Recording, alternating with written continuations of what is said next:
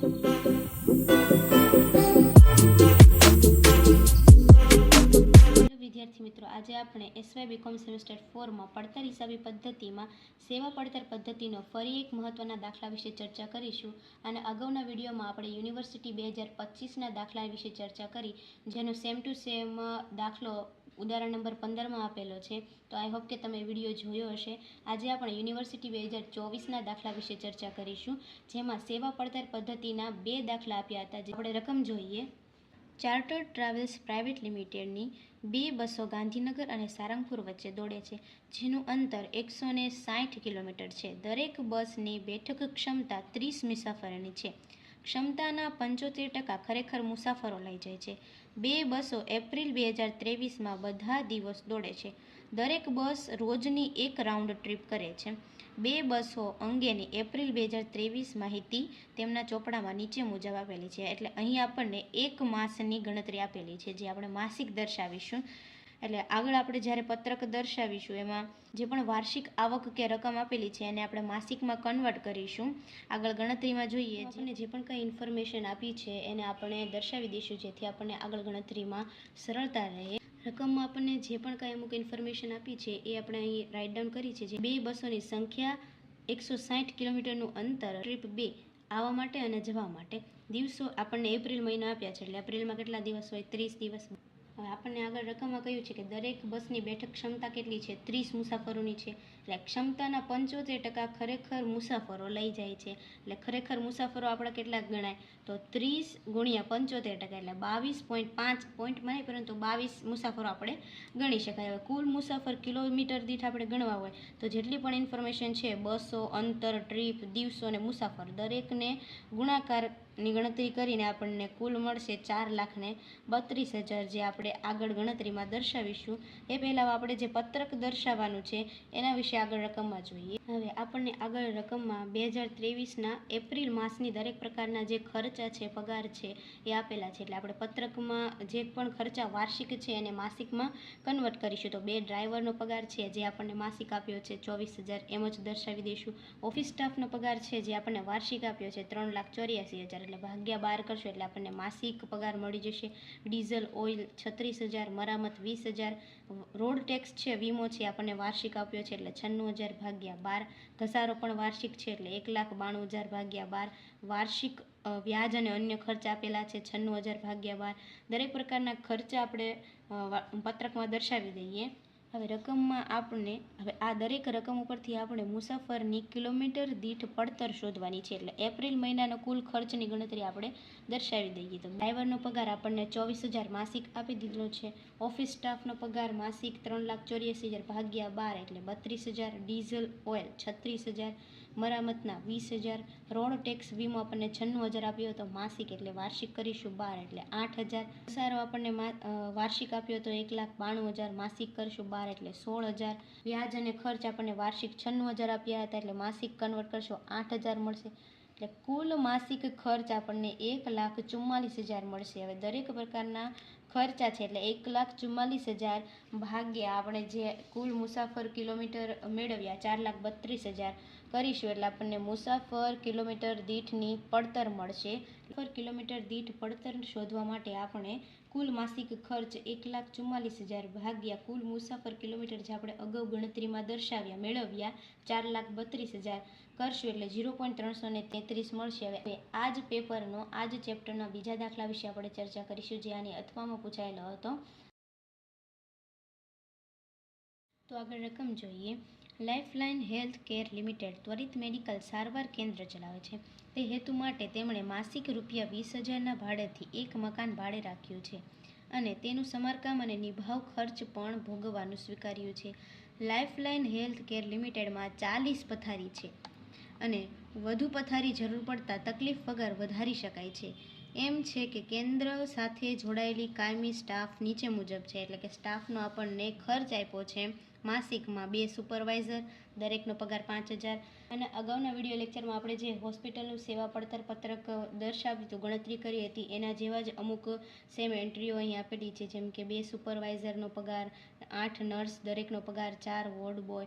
અમુક અગાઉના વિડીયોમાં આપણે જે ગણતરી કરી હતી એમાં કુલ પથારીના દિવસોની ગણતરી કરી હતી, ત્યારબાદ સેવા પડતર પત્રક દર્શાવ્યું હતું. અને આ દાખલામાં આપણે કુલ દર્દીના દિવસોની ગણતરી કરીશું, ત્યારબાદ આપણે જે ખર્ચનું પત્રક છે તે દર્શાવીશું. હેલ્થ કેર લિમિટેડ આખા વર્ષ દરમિયાન બધા દિવસ દર્દીઓ માટે ખુલ્લી રહે છે. હવે કેટલા દિવસો હોય તો કે 365 દિવસ, પરંતુ પાછલા વર્ષનો અનુભવ બતાવે છે કે વર્ષના ફક્ત 200 દિવસ માટે જ બધી પથારીઓ ભરેલી રહે છે.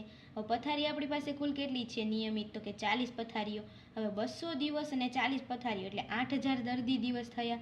હવે બાકીના વધ્યા કેટલા? 365માંથી 165 વધ્યા, એટલે 165 ગુણ્યા સરેરાશ એમાં કેટલી છે?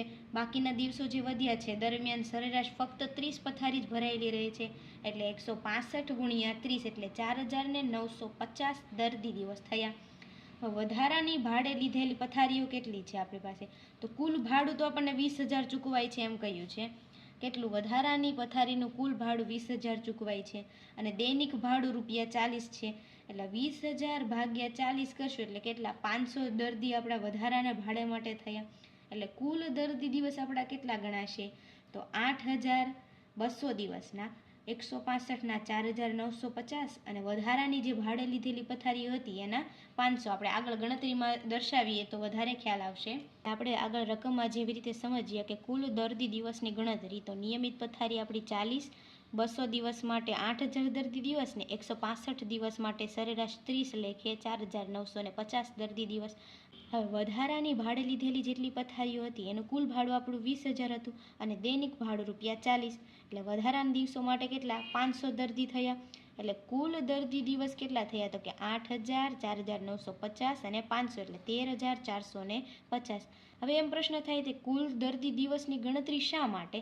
તો દર્દી દિવસ એટલે દર્દી જેટલા આપણને મળ્યા છે 13,450, એમની પાસેથી જે પણ આપણે રકમ મેળવશું એના પરથી આપણને કુલ આવક મળશે, અને કુલ આવકમાંથી ખર્ચા બાદ કરશું એટલે આપણને નફો મળશે. આપણને કેટલા મળ્યા? 13,450. હવે 13,450 પાસેથી એટલે 13,450 દર્દીઓ પાસેથી જે પણ સરેરાશ રકમ મેળવવામાં આવે છે એના ઉપરથી આપણને કુલ આવક મળશે, અને સેવા પડતર પત્રકના જેટલા પણ ખર્ચા છે એના ઉપરથી આપણને કુલ ખર્ચ મળશે. એટલે આ આવક અને ખર્ચમાંથી આપણને કુલ નફો મળશે. એ માટે આપણે કુલ દર્દી દિવસની ગણતરી દર્શાવી. હવે આગળ આપણને જેટલા પણ રકમમાં ખર્ચા આપ્યા છે એની ઉપરથી સેવા પડતર પત્રક દર્શાવીશું.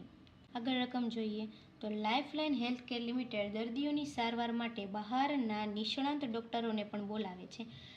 તેઓ કેટલા દર્દીઓની સારવાર કરે છે અને તેઓ કેટલો સમય આપે છે તેને આધારે તેમની ફી આપવામાં આવે છે, જે ગયા વર્ષે સરેરાશ દર મહિને 20,000 હતી. હવે સેવા પડતર પત્રકમાં સૌપ્રથમ આપણે તો ભાડું દર્શાવીશું. દર મહિને 20,000 છે એટલે વાર્ષિક કેટલું ગણાશે? 20,000 ગુણ્યા 12 એટલે 2,40,000. દરેક પ્રકારના ખર્ચ આપણને અહીં આપ્યા છે: સમારકામ ખર્ચ, નિભાવ ખર્ચ, દર્દીઓના આપેલ ખોરાક, દર્દીઓનો અન્ય સેવા પૂરી પાડેલ દવાઓ, ઓક્સિજન, એક્સરે, સામાન્ય વહીવટ ખર્ચા. એની પહેલાં આપણે જે સ્થિર ખર્ચા જે હોય છે, સુપરવાઇઝરનો પગાર, નર્સનો પગાર, વોર્ડ બોયનો, નિષ્ણાંત ડૉક્ટરોની ફી, વધારાનું ભાડું, એ દરેક પ્રકારની ગણતરી આપણે કુલ ખર્ચના સેવા પડતર પત્રકમાં દર્શાવીશું. અહીં આપણે પત્રક તૈયાર કરીને રાખ્યું છે. મકાનનું ભાડું 20,000 માસિક હતું એટલે વાર્ષિક 12 લેખે 2,40,000. સુપરવાઇઝર આપણે 2 સુપરવાઇઝર લેખે 5,000 પગાર હતો અને 12 માસિક હતું એટલે વાર્ષિક 12 લેખે 1,20,000. 8 નર્સનો પગાર આપણને 4,000 આપ્યો હતો એટલે 4,000 ગુણ્યા 8 જે માસિક હતો એટલે વાર્ષિક 12 લેખે 3,84,000. 4 વોર્ડ બોયનો પગાર 3,000 હતો એટલે 3,000 ગુણ્યા 4 ગુણ્યા 12 એટલે 1,44,000. નિષ્ણાંત ડૉક્ટરોની ફી 20,000 ગુણ્યા 12 એટલે 2,40,000. પથારીનું વધારાનું ભાડું આપણને 20,000 આપ્યું છે. દરેક પ્રકારના અન્ય ખર્ચા છે જે આપણે સમારકામ, નિભાવ ખર્ચ, દર્દીઓનો ખર્ચ, એ દરેક પ્રકારનો ખર્ચ આપણે અહીં દર્શાવી દીધેલો છે.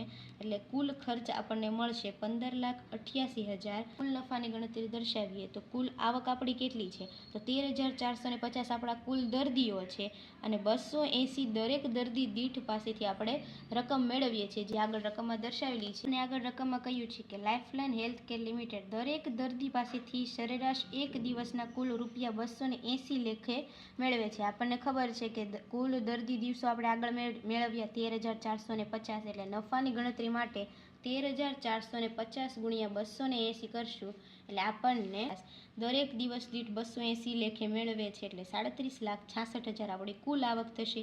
કુલ નફો મેળવવા માટે દરેક પ્રકારની આવકમાંથી ખર્ચા બાદ કરશું તો ખર્ચા આપણે કેટલા મેળવવા?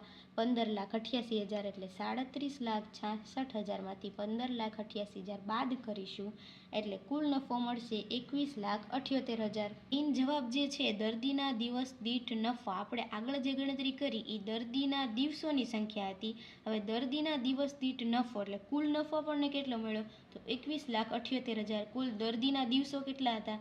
13,450, એટલે 21,78,000 ભાગ્યા 13,450 કરશું એટલે 161.93 આપણને અંદાજિત નફો મળશે. એટલે લાઈફ કેર લિમિટેડ